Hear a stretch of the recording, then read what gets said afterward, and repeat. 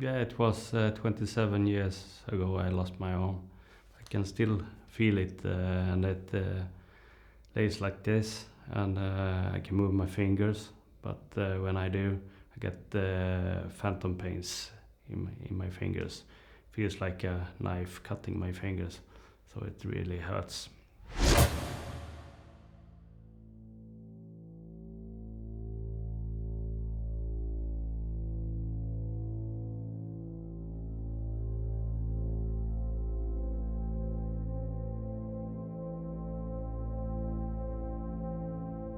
My brain doesn't gives the message to my legs.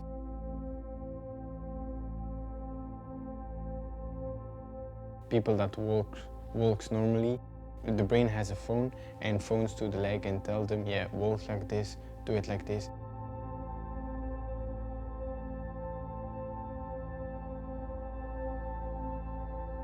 I just don't have a phone.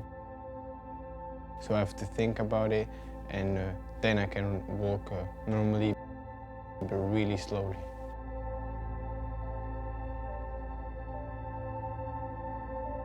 The doctor said something not right here. Once I got to the hospital, they put me on an MRI.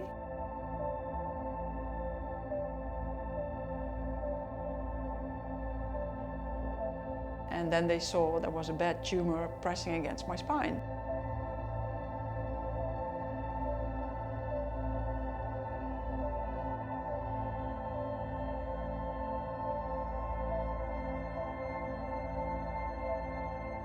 They said within 24 hours this needs to be gone, because otherwise that's the end. After the operation, the doctor came to me and he said, "You'll never walk again."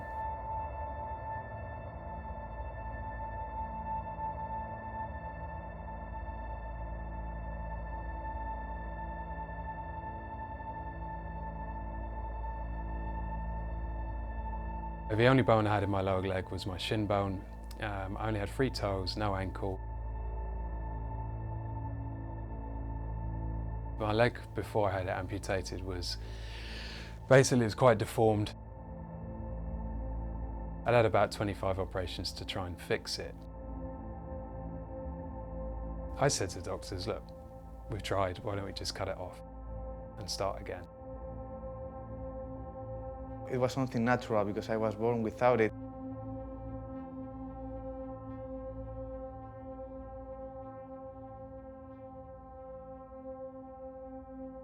It looks really simple when you say you have to live with one leg, but there are plenty of things that you cannot do with one leg, but you have to, you know, it's okay. You can do it, but I cannot, so it's the way we live.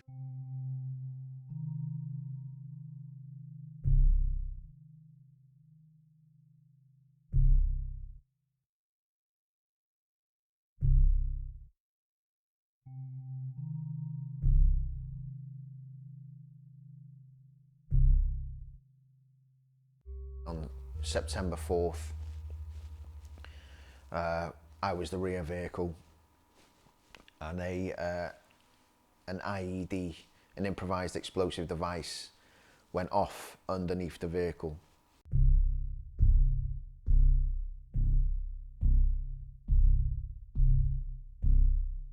Why I'm not going to see my children again. This is it. I just couldn't. I was like, this is where I die, in this sandbox.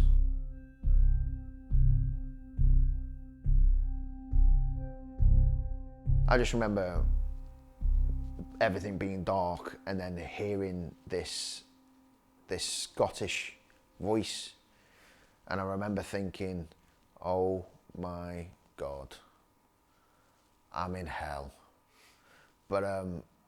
But yeah, it was for me, it was worse. I was in Birmingham.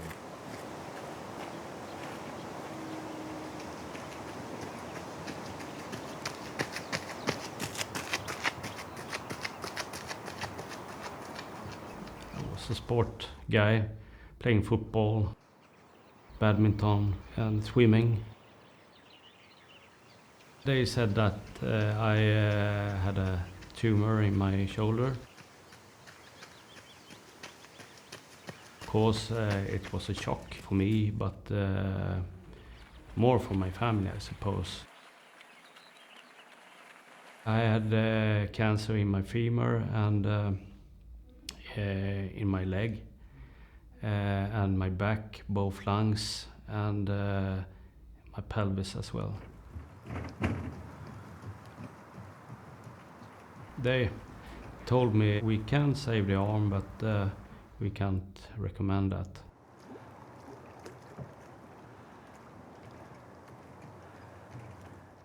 Quite immediately I told them that take off the arm. I'd rather live than live in the unsecurity.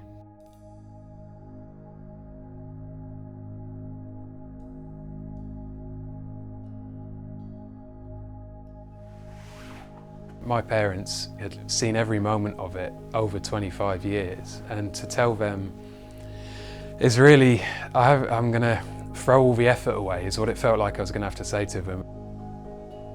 It took me ages to build up to say to them, look, I've got to have my leg off.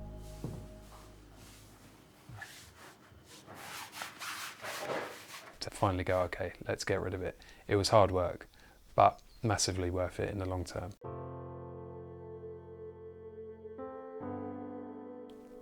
After having 25 operations or so, every single one has been under general anaesthetic. Half an hour before I had this one, the anaesthetist comes up to me and says, I remember last time you didn't have a good reaction, so how about we do this one under local?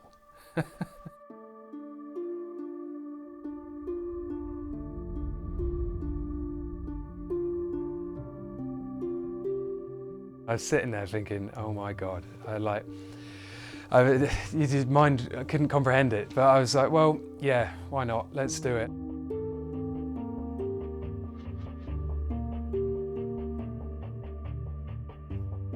I remember taking my last steps really on my leg, getting onto the bed, and then they numbed me from my waist down. I was sedated, but pretty conscious for the whole thing. Managed to get some good pictures.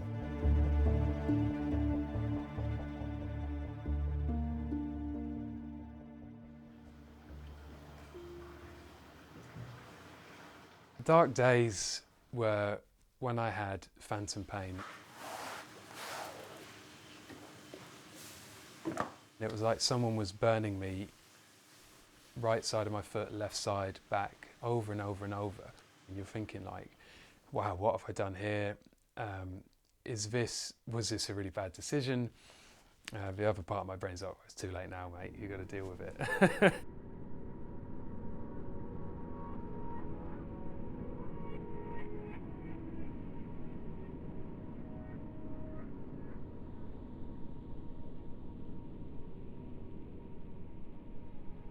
The image that I had when I was playing tennis as an able-bodied child was a dream.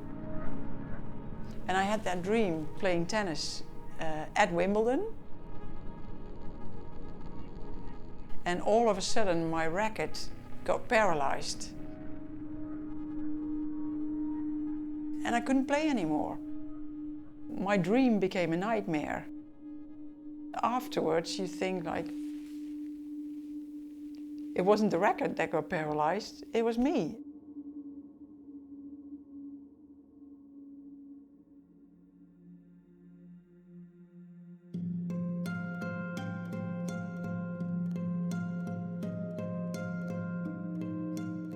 My life story is about a girl who has a dream and makes that dream come true despite of being in a chair. I just had to tweak that dream.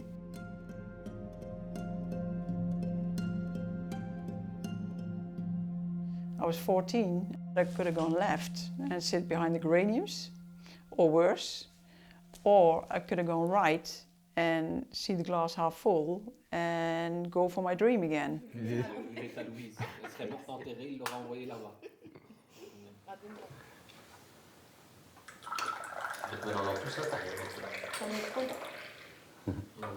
At the age of 3, they knew I had a leg problem. So it was, I think, really hard for them because it's hard to have a kid with a handicap. But they just raised me like my brother and my sister, and I think that's the best part of my life. You know, I have an anecdote. It's like I was doing the race to the car with my brother, even if I knew I was going to lose. In my head, for me, I could win. So my parents never told me, no, you can't do that, you can't do this. They raised me like a normal young guy.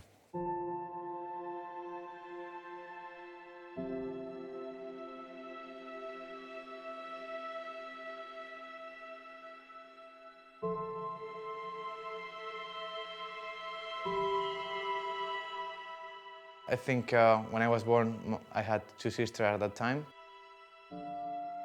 So I was the first with a problem.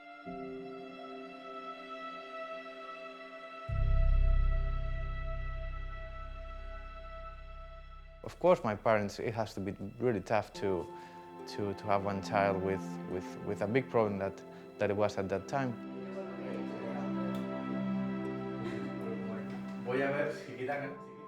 But I have to say that they were really brave, that they let me do what the others did at that point. So I think the education that my parents gave me, it's what has brought me here.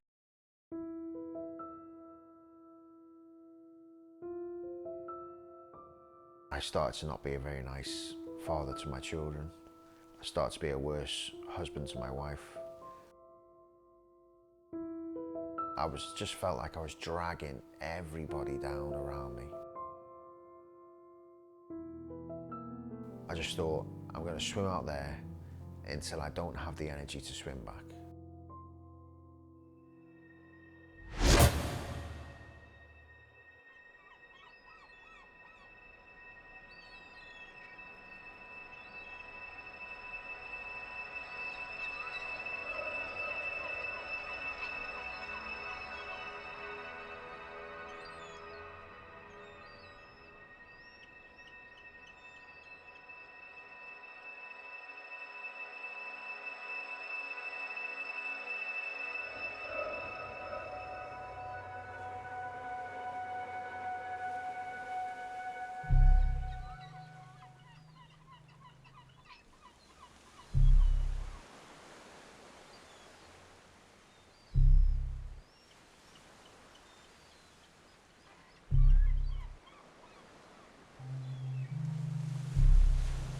Everyone has 5 lobes in their brain.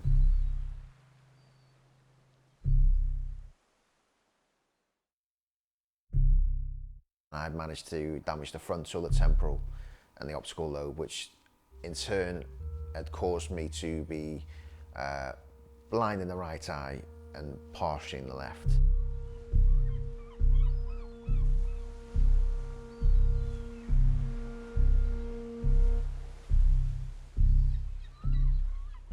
I was left deaf in the right ear and partially in the left. But honestly, I don't remember a big bang at all. I really don't.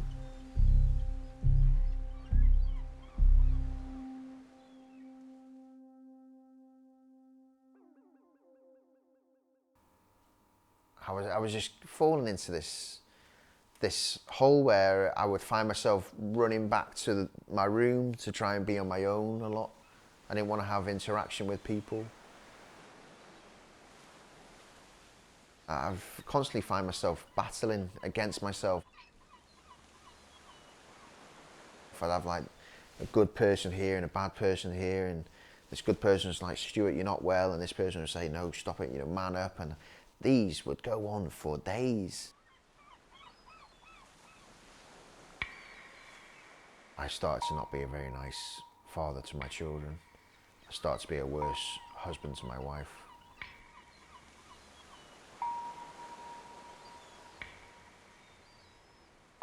Asked her to leave me, begged her to leave me,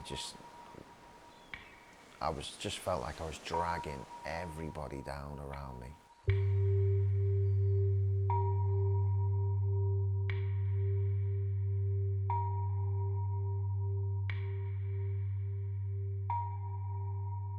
One morning, I had this clarity, this vision, and I knew exactly what I had to do.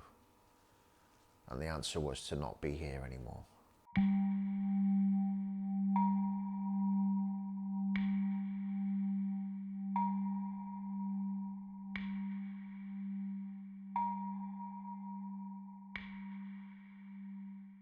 I went to my local beach and I walked to the water, and I could still feel the water or hear it, around my feet. I just thought, I'm going to swim out there until I don't have the energy to swim back.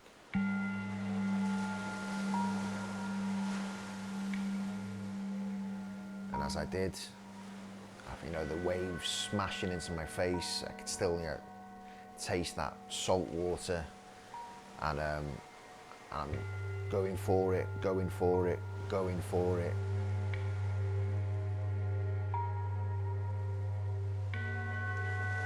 I just out of nowhere had this vision of my girls getting bullied at school. This vision of these kids ganging up on my two little girls for what I was about to do, and I couldn't go through with it.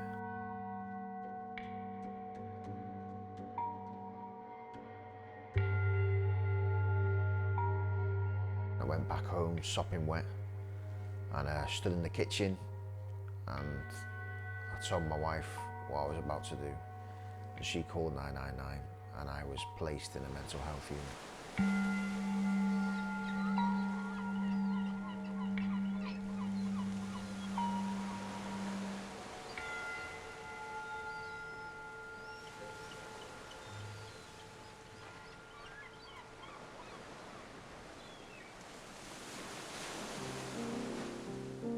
I saw a guy in the newspaper that was playing with one arm, and then I thought that if he can play, I can play.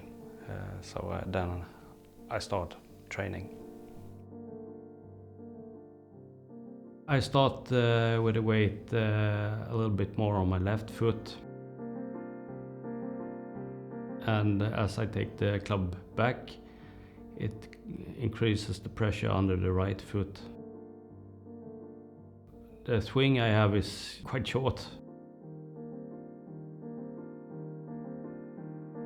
I guess it's a lot of power from the legs and from the core. Okay, so first of all I choose my club, I go in front of my ball, and I just try to find my stability. So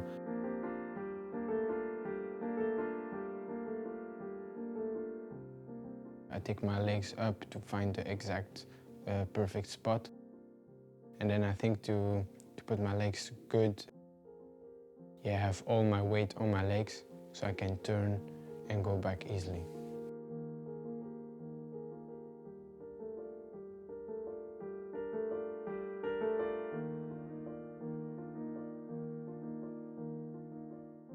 I just decide the club, first of all, the club I have to take for hit that shot.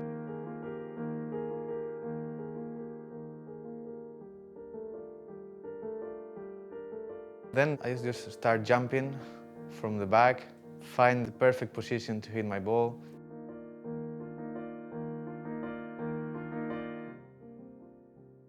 I see the lie of the ball, see my alignment, see my shoulders to the target, and just hit the shot.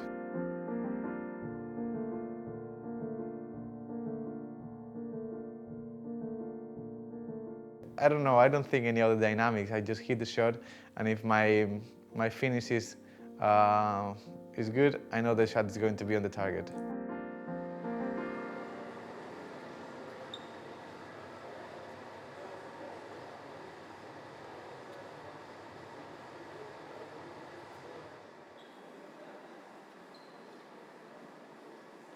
I work a lot on my legs. I do a lot of squats, but I'm training to do it right because I don't have a lot of stability, so it's hard for me to go a lot down, but I'm working a lot on my legs. Stretching a lot, because that's really important for me.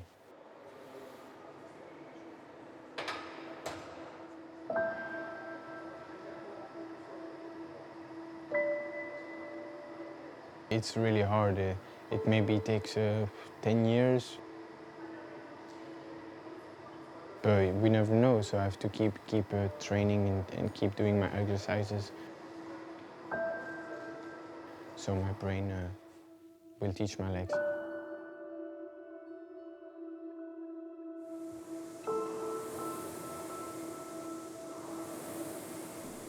On the gym we work many hours and we work full body of course, but for a golfer and for me in particular, as playing one leg, the core has to be like a rock.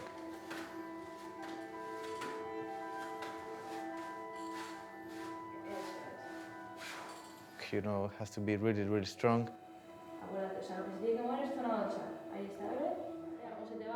And of course, keeping my left leg as strong as possible, but without danger of any possible injuries.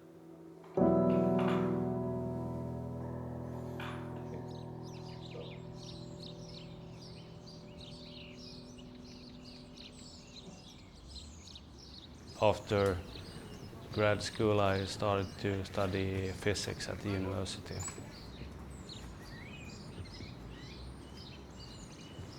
Then I changed and I started to study physical education instead and become a gym teacher and a mathematics teacher.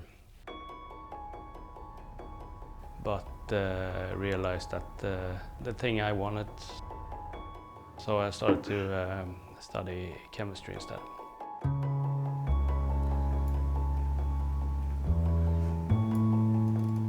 I got a master in chemistry. And then started a PhD after that in the medicinal chemistry. I work at Gothenburg University and I work as a scientist. In golf, I learn new things every week.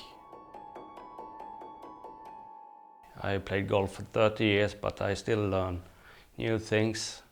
And I haven't shot under par yet, so that's my main goal.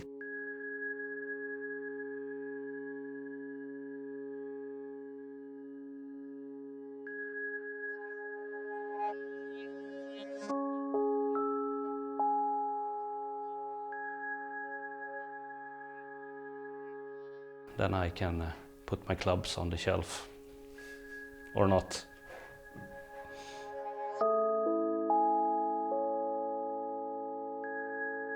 Every para-athlete has a story.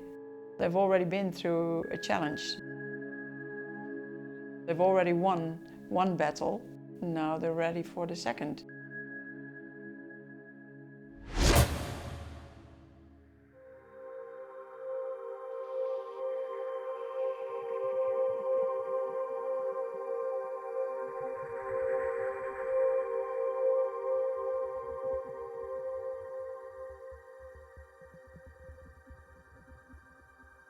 I was lucky to achieve all my goals in tennis.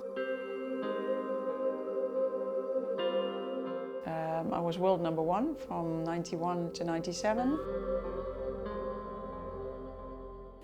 I had 4 ITF world titles and I won 4 gold in total, of which 3 in tennis and 1 in table tennis. And in 2016 I get a call from Stan Smith to say you are elected to be inducted into the Tennis Hall of Fame in 2017. If you ever had a dream in tennis, it doesn't get any better than that.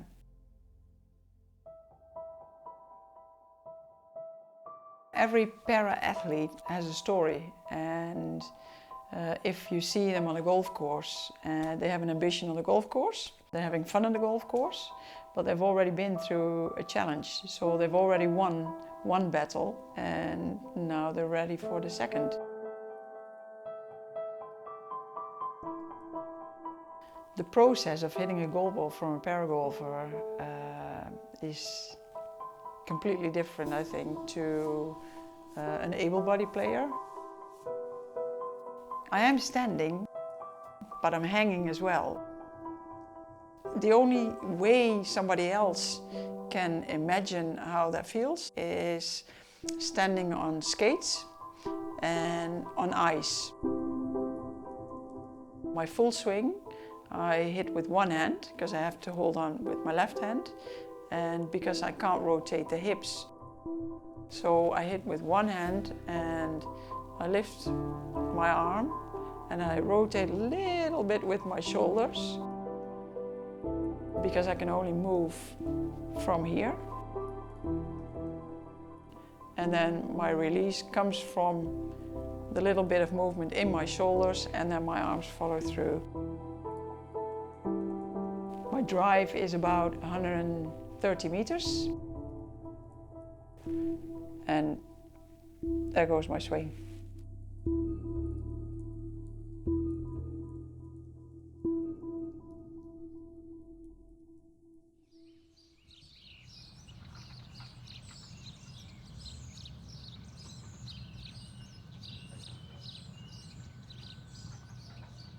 After I had my leg amputated, I went from a 4 handicap to a 6 handicap.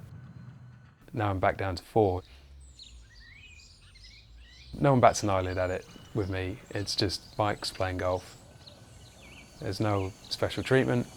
There's no, oh, watch out, disabled guys coming through. None of that, which is perfect, which is exactly what I'd want it to be.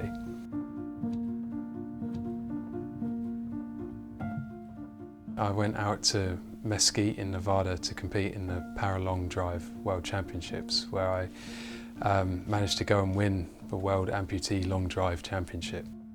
I hit a 358-yard shot competing against other amputees and other people with various disabilities who just hit it miles, and fortunately I was able to get it out there miles myself, the last shot of the tournament. Times at school I could try and play football, I could try and do all the other things that everyone else was doing, but if I wasn't having surgery I would be in too much pain to go and try and do those things, which was gutting for me because I'm really active, love spending time with my mates. As a kid that was tough. Golf gave me a big opportunity back then to go and play something that I could compete at that wasn't as physically demanding, but still ended up being just as much of a hurdle to get over as anything else.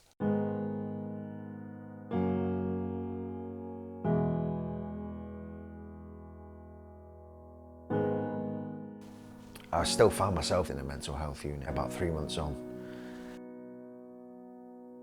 And then one day a chap came in and he says, does anyone want to come and play golf?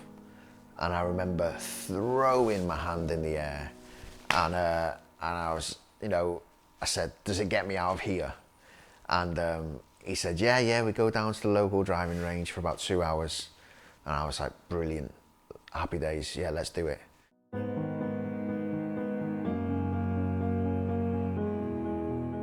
We went down there and I hit these golf balls and, you know, left, right, behind me, a little bit like I do now still. And I wasn't really paying attention to the golf, if I'm honest with you. It was just nice to be, you know, outside, away from that hospital environment.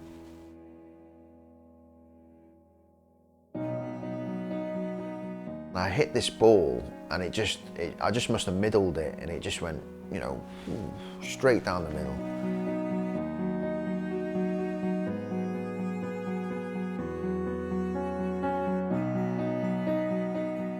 It was effortless, I didn't do much to it. I was like, you know, how did I do that? You know, I want to do that again.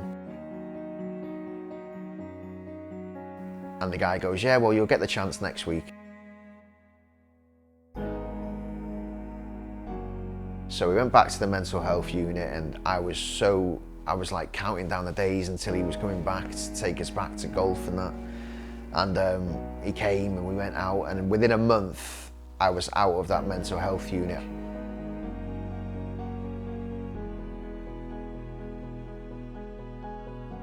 I was socialising, I was so much happier.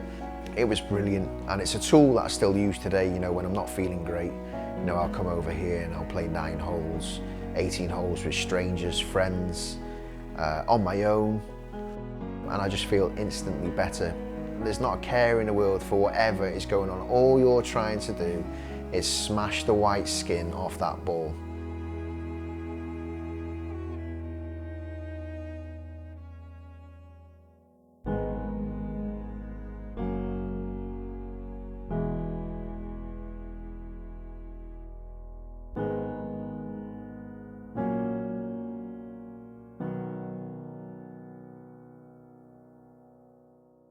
I went over to Britain to play the British Open, and I won that year and the 5 following years.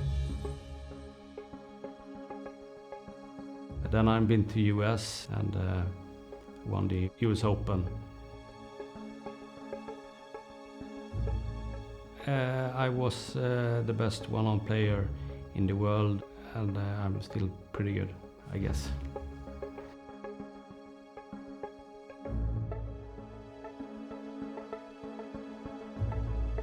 For the moment, I'm 1 handicap, 1.1 handicap.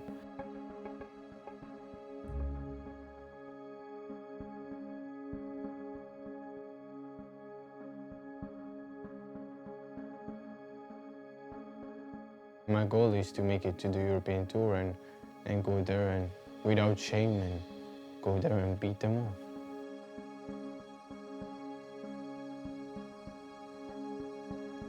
I hit the ball as far as any other scratch player, maybe farther, I don't know. I can carry the ball to 60 yards.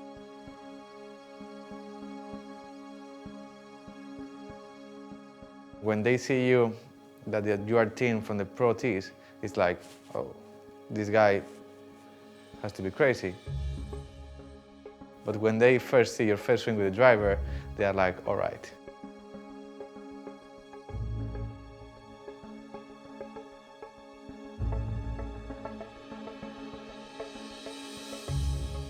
I think I have achieved a lot during these years. I've played such good golf. I have taken so great experience around the world. I've been able to win many tournaments, but the trophies are around here. But the thing is that you keep with a lot of different experiences with a lot of different people, and that's what makes me grow a lot, not the trophies, just the people and the places that we've met. When my wife and I were thinking of having kids, there were huge fears. My personal fear is definitely that any children I have the same problems that I've had.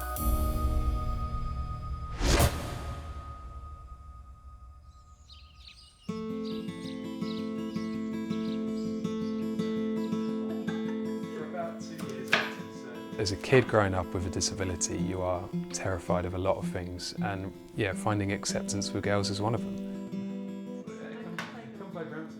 For some reason, Nina saw something in me and decided to stick with it. I mean, we're childhood sweethearts. I'm very lucky that she's stuck with me this long.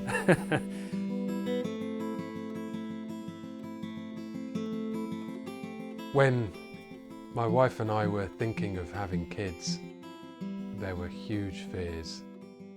My personal fear is definitely that any children I have the same problems that I've had, and that then are going to face a lot of the same challenges I've had to go through for the last 25 years.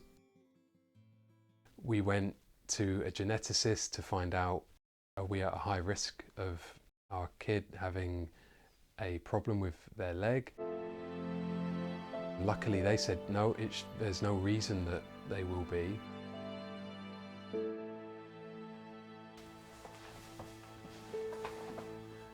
And this is Fraser.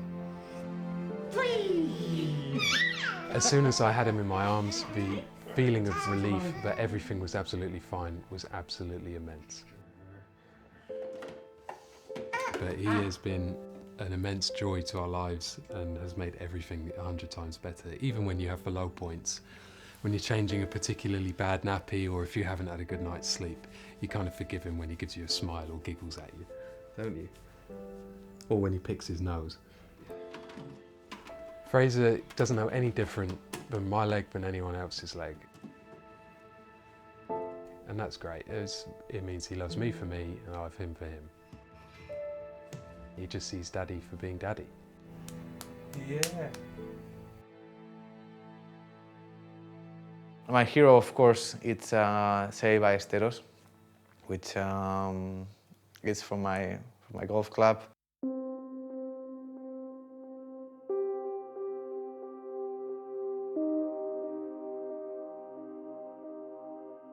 Sebi taught everyone a big lesson that you can achieve your goal from wherever you're coming from.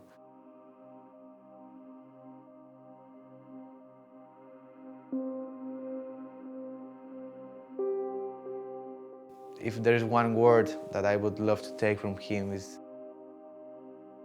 your determination of what you do and love for what you do.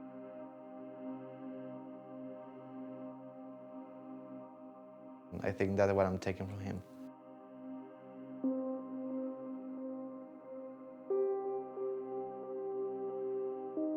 My role model is, first of all, my mom.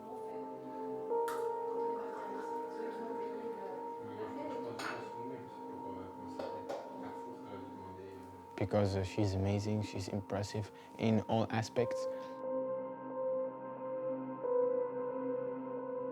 My real role model in golf is Tiger Woods. Because it's Tiger Woods. I don't think I have to say something else, it's just Tiger Woods.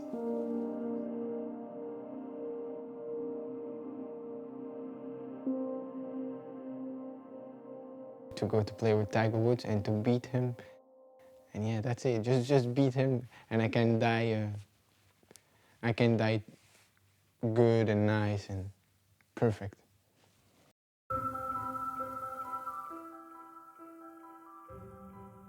The power of golf has opened so many doors to me. It's given me everything back.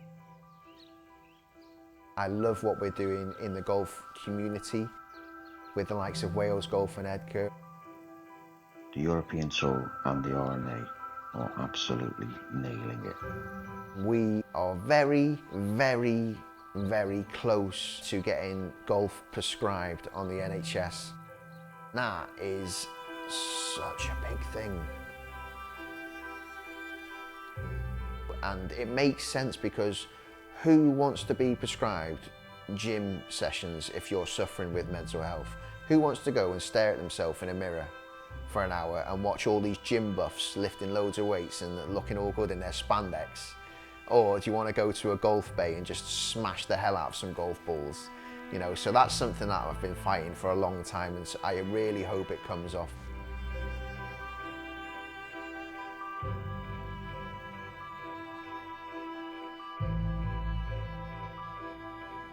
Even kijken, nog een keer beetje relaxed. I've become an ambassador of the Foundation for Golf here in Holland, and I'm helping Edgar as well. We're giving clinics for people with disabilities. We're doing events, we're doing presentations. First of all, raise awareness for the golfers themselves, but also to raise awareness with clubs on the other side and corporates to help to get the sport to a higher level. At this moment, I'm trying to get golf be the next sport in which kids can have a dream. That same dream that also can help you in surviving in life. Because sport has saved my life.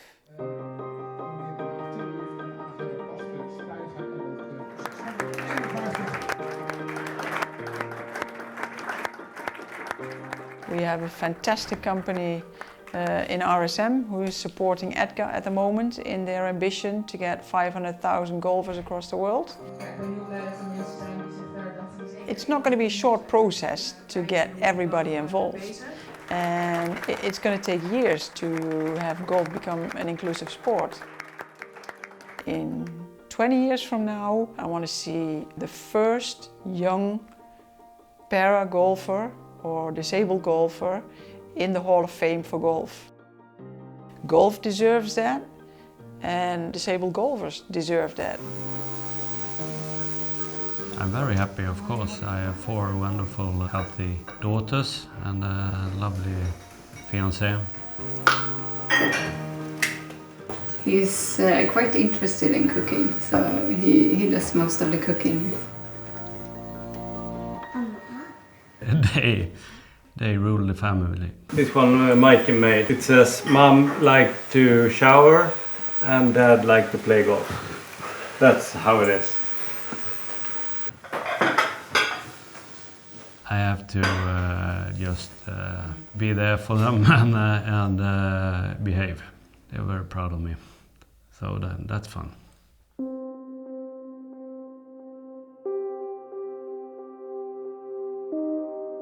Golf has always been like therapy for me, so it's very important. I had tough disease, I survived, and now I have a wonderful family and a good job. I'm very good at playing golf, so I'm lucky.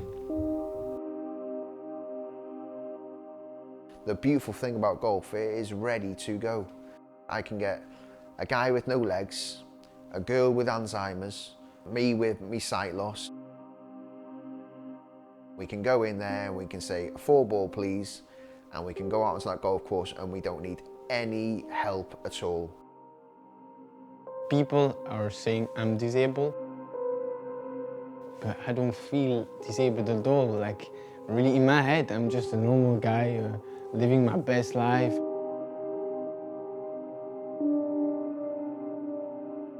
Honestly, an able-bodied golfer or anyone watching some of the guys that I know play golf, pity wouldn't even come into it in the slightest. I want to get golf to that level where kids can have a dream, and that dream will help them to have a fantastic life. That's it.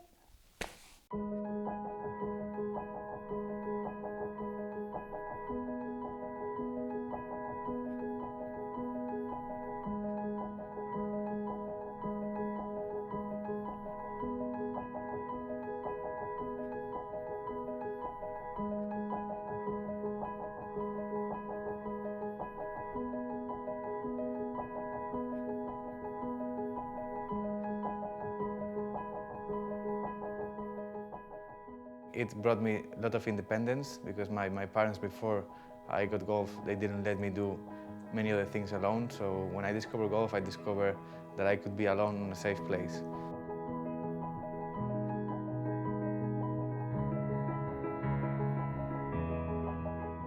To accept the problem is the first step, the basic thing to make it disappear. Sometime when somebody throw a ball or something on the right side, I can just think I can pick it down with my right arm, but I don't succeed as well as you understand. But it's a funny feeling.